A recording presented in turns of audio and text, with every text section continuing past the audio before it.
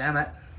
Damn it, it stopped on me, so I'm going to have to put them both together on and upload them and redo them, put them both together using Clipchamp. But nonetheless, this is Richard right here, the owner of Star Diesel. And again, he's a really good dude. And the whole reason why we did not take him that truck is because of the one he's talking about in that video right there, okay? Okay, I can't get it on this page. Doggone it. Can't get it on this page because I was on a different name. Oh, there he is.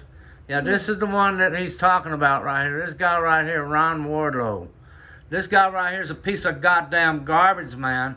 This is the one that ripped off my son, did all that bogus shit. Richard was working in the shop not knowing, okay? This guy, Ron, con artist like a motherfucker, man. I'm telling y'all. This is the one we had a problem with, and he's the reason why Richard don't have that white truck right now working on it. He's the reason why we have a problem with Star Diesel is because of this guy right here. Ron, no, hell no. I would never do no business with him ever. He's the reason why. Linda, why did he not get Star Diesel not get this big white truck after the damage from the storm? Because of what they did to the 05. Good morning, everybody. Yep. So, and who was it? Who was it that did that to the 05? I knew it already. I know Ron was going in there talking to the tech, having him do So I'm things. making this video to address the situation. I'm not going to play Richard's video right To begin here, with, I'm not man. pedophile. But he's having a problem. He must have So I'm fired making this Ron. video. If we would have knew that Ron was not at Richard's shop no more, even though, like I said, I don't like the fact that Delgado had mentioned him. Delgado is a crook. So, you know, I was thinking right off the bat, we was thinking it was Ron because we've done so much business with Richard and we've always had good results. This time Ron had the truck. Ron was in there in charge of things. And dude, look at the bill, even for the removal of that fuel filter housing assembly. Come on, dude, $200, man. They ripped my son off bad, but Richard was willing to do a good job on it for the return lines and willing to do it cheap. But we wasn't about to take that truck back because of what had just transpired, and it was Ron that we really did not trust, okay?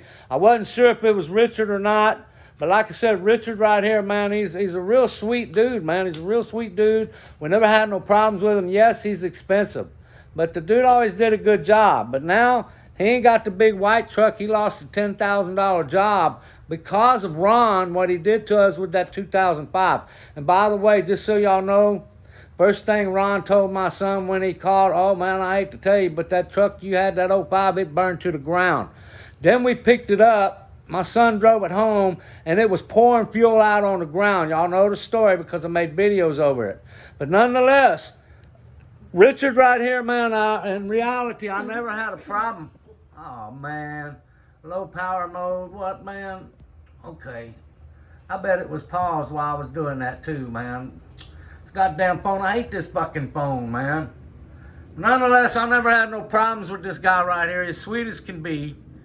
Okay, and he really does. He's a really good mechanic. Now, some of the things he does with the worm drive clamps and shit, I don't agree with, but you know what? I think there was a specifically sabotage done, that it was done behind his back to the 05, and it was Ron that caused it, talking to the techs behind Richard's back. See, Richard was short of employees at that time, techs and shit.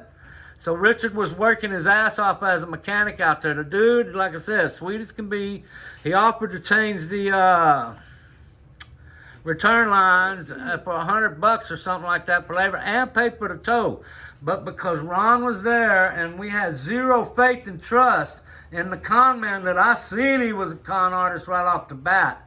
And really, it might be the injector. I don't know what it is in the 05 yet. Like I said, I got to wait till where he's actually driving it with the scan tool hooked up to it. Thing is, well, I didn't want to have to fuck with it. I didn't have the scan tool. I had to pay $700 for a scan tool that'll work on that truck, okay? And still, it's hot outside. I don't have a shop. I don't want to mess with it. I've been making Joey learn how to use the scan tool, but he works 10 hours a day. See, but now he needs to go put that scan tool on there, and he needs to drive that truck around and record everything and actually get it the fuck up so I'll know exactly what is messing up. Because all of them, right now, after I changed that hose, I put it all back together, I got it back on the tank. Now it's running really good, and I ain't got it to mess up again yet, but it ain't been but about 30 minutes and around the block.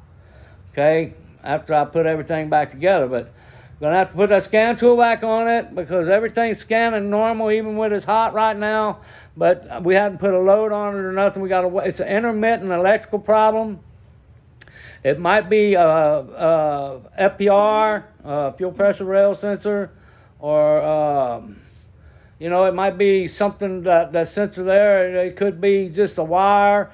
It could be the injector. It could have been trash in the line, because one of the things I did was I purged that line out a good gallon and a half, 2-3 gallons, man. I poured it into the can and poured it back in. But nonetheless, my point is, man, Richard right there, man, for the most part, he's fairly trustworthy. He's expensive, but he knows what he's doing. When we come to a mechanic, they're expensive. You got to pay for his overhead, his shop, his garage, his tools, all that shit. It's very, very expensive.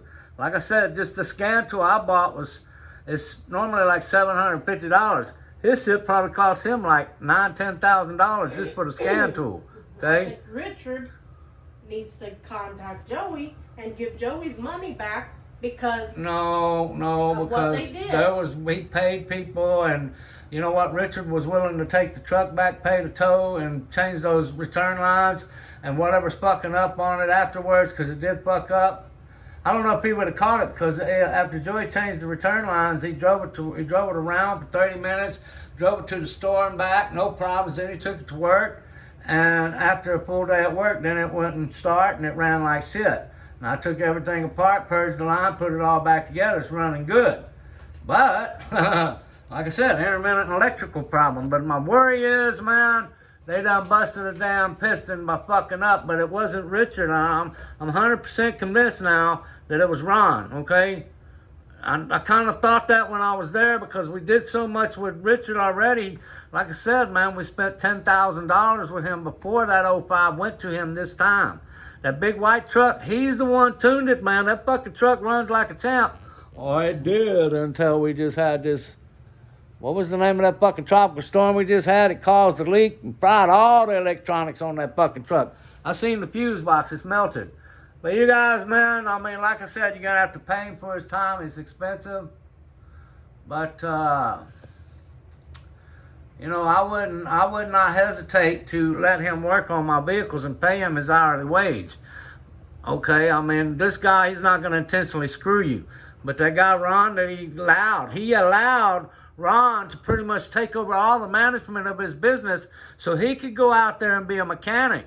He was not running the business. He was actually allowing Ron to run the business for him while he worked as a mechanic. That's where he messed up. And that's why, again, he lost a $10,000 job that's all labor that'd probably take about a week to do.